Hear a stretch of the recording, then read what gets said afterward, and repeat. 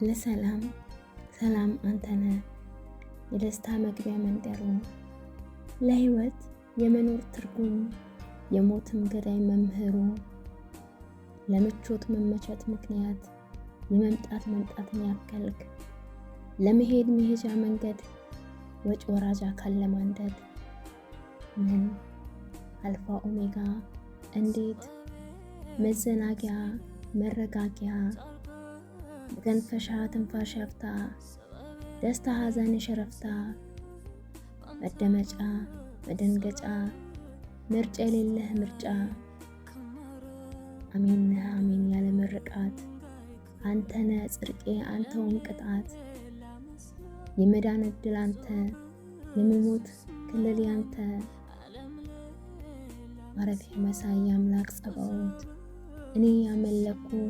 ልክ እንደ ጣዖት